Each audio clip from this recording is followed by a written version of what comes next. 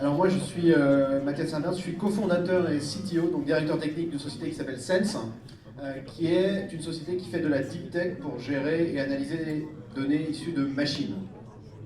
Alors le constat qu'on fait, c'est que beaucoup d'entreprises peinent à utiliser ces données de machines.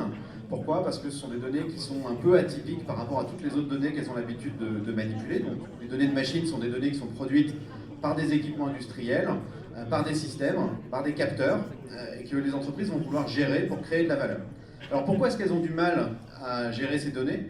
La première raison, c'est qu'elles vont créer des équipes qui sont destinées à gérer ces données-là, mais elles vont mettre dans les mains de ces équipes des outils qui ne sont généralement pas adaptés. Et du coup, les équipes en question vont avoir un rythme d'innovation qui va être relativement lent. Elles ne vont pas réussir à extraire la valeur de ces données de façon efficace.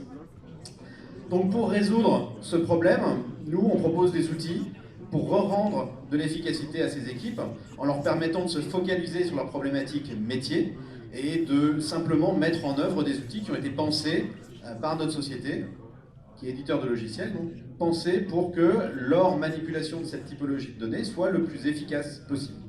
Donc on va fournir une solution qui s'appelle Warp 10, qui va s'intéresser au stockage, à l'analyse et à la visualisation des données produites par des machines, avec un positionnement dans la chaîne de valeur qui va aller de la zone post-collection des données sur les équipements en question, que ce soit des équipements industriels ou bien des trimarans de sport comme Gitana, on verra tout à l'heure.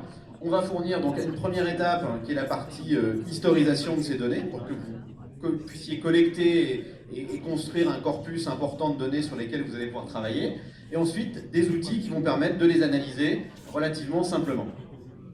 Donc les cas d'usage sont assez larges, puisque ça va de l'énergie à l'aéronautique, d'où mon accoutrement, en passant par la ville intelligente, l'informatique, l'industrie 4.0, l'automobile, la défense, l'agriculture, dans lesquels on va retrouver un certain nombre de données produites par des capteurs. Donc un exemple au hasard, le trimaran Gitana 17, il est équipé d'environ 400 capteurs qui mesurent des choses à plus de 250 fois par seconde.